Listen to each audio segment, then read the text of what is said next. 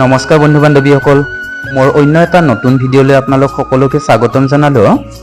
আনদিনাৰ দৰে আজিও ঘৰৰ যাৱতীয় কাম কাজবোৰ কৰি এয়া মই বিদ্যালয়ৰ বাবে ৰেডি হৈছোঁ। আজি আমাৰ বিদ্যালয়খনৰ বাবে এক দুখৰ দিন। আপোনালোকে এই ভিডিঅ'টো যদি সম্পূৰ্ণভাৱে চায় সকলো কথাই গম পাব। মোৰ ঘৰৰ পৰা মোৰ বিদ্যালয়খনৰ দূৰত্ব প্ৰায় 25 কিলোমিটাৰ। আপোনালোকৰ যিবিলাকৰ অভিজ্ঞতা আছে আপোনালোকে জানে ইমান দূৰত্বৰ কৰ্মস্থলীলৈ অহা যোৱা কৰিবলৈ। তথাপি উপায় নাই দিয়কচোন, জীৱনটো জীয়াবলৈ ইমানখিনি কষ্টটো আমি সকলোৱে কৰিব লাগিব।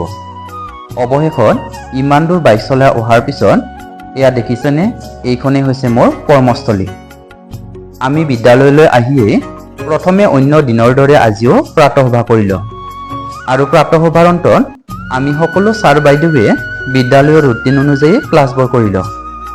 ভিডিঅ'টোৰ আৰম্ভণিতে মই আপোনালোকক কৈছিলোঁৱে যে আমাৰ বিদ্যালয়খনৰ বাবে আজি এক দুখৰ দিন বুলি। কি দুখৰ দিন জানেনে? আজি আমাৰ বিদ্যালয়ৰ পৰা অভিভাৱকস্বৰূপ ব্যক্তি এগৰাকীক বিদায় দিবলৈ ওলাইছোঁ। আপোনালোকে কওকচোন, এই সময়ছোৱা খুবেই দুখৰ নহয়নে? আমাৰ অধিকাৰী ছাৰে আমাৰ বিদ্যালয়খনত 2012 চনৰ মাৰ্চ মাহৰ 15 তাৰিখে জইন কৰিছিল আৰু তেতিয়াৰে পৰা তেওঁৰ জীৱনৰ এক দীঘলীয়া পৰিক্ৰমা আমাৰ এই বিদ্যালয়খনক তেখেতে দিছিল। আমাৰ বিদ্যালয়ৰ আজিৰ এই সভাখনৰ আঁত ধৰিছিল আমাৰ বিদ্যালয়ৰ সহকাৰী শিক্ষক কামেশ্বৰ দাস ছাৰে আৰু সভাপতিৰ আসন অলংকৃত কৰিছিল আমাৰ বিদ্যালয়খনৰ জ্যেষ্ঠ শিক্ষক শ্ৰীযুত বীৰেন ৰাজবংশী ছাৰদেৱে। এয়া আমাৰ বিদ্যালয়ৰ কামেশ্বৰ দাস ছাৰে বিদায়ী সম্বৰ্ধনা পত্ৰখনৰ পাঠ কৰিছে আৰু এই কথাবোৰ শুনিলে মই সঁচা আৱেগিক হৈ পৰোঁ। এয়া দেখিছেনে, আমাৰ অধিকাৰী ছাৰক আজি বহুত বেছি আৱেগিক হোৱা দেখিলোঁ আৰু তেখেতেও ছাত্ৰ ছাত্ৰীক উদ্দেশ্যে থকাথকি মাতেৰে বহুতো উপদেশ আগবঢ়ালে। সঁচাই দিয়ক, বিদায়ৰ এই সময়ছোৱা খুবেই কষ্টকৰ। সেয়েহে ৰূপন দত্তই তেখেতৰ লাইফ অফ এ ড্ৰাইভাৰ নামৰ কিতাপখনত লিখিছিল যে একো বস্তুকে আমি জীৱনত স্থায়ী বুলি ভাবিব নালাগে। আমি ভুল কৰি পেলাওঁ তাতেই, যাকেই পাওঁ তাকেই স্থায়ী বুলি মানিলেও আমাৰ মা দেউতা, ভাই ভনী, সম্বন্ধীয় মানুহবোৰ, বন্ধু, প্ৰেম এই সকলোবোৰেই হৈছে আমাৰ জীৱনত অস্থায়ী।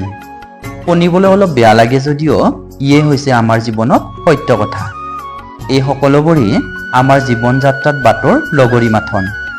এই সকলোবোৰেই নিজ নিজ সময়ত আমাক এৰি এৰি গৈ থাকে আৰু আমি ভাবি থকা বা জোৰকৈ স্থায়ী বুলি ধৰি লোৱাৰ বাবে তেওঁলোকৰ বিদায়ৰ সময়ত আমি ভাগি পৰোঁ। আপোনালোকে কওকচোন, সঁচাই আমাৰ জীৱনটো আচৰিত নহয়নে? সভাখনৰ অন্তত আমি সকলোৱে একেলগে প্ৰীতিভোজন কৰিলোঁ আৰু অৱশেষত ছাৰক আমি তেখেতৰ ঘৰলৈকে থ'ব গ'লোঁ। অৱশ্যে সেই সময়ছোৱাৰ ভিডিঅ' মোৰ কৰি ৰখা নহ'ল। ছাৰৰ ঘৰলৈকে গৈ অনুভৱ কৰিলোঁ ছাৰৰ নিচিনাকৈ তেখেতৰ গোটেই পৰিয়ালটোৱে তেখেতৰ নিচিনাই খুব মৰমীয়াল। ছাৰৰ এই অৱসৰী সময়ছোৱাত তেখেতলৈ শুভকামনা জনালোঁ আৰু তেখেতৰ এই অৱসৰী সময়ছোৱা যাতে সুখকৰ হয় তাৰে ভগৱানৰ ওচৰত প্ৰাৰ্থনা কৰিলোঁ। অৱশেষত ছাৰক এয়া বিদায় জনাই মই ঘৰলৈকে বুলি ৰাওনা হ'লোঁ আৰু বাইক চলাই চলাই সন্ধিয়া 6:30 বজাত মই ঘৰ আহি পালোঁ। আৰু অন্য এটা নতুন ভিডিঅ'ত আপোনালোক সকলোকে লগ পোৱাৰ প্ৰতিশ্ৰুতিৰে আজিলৈ এৰিলোঁ।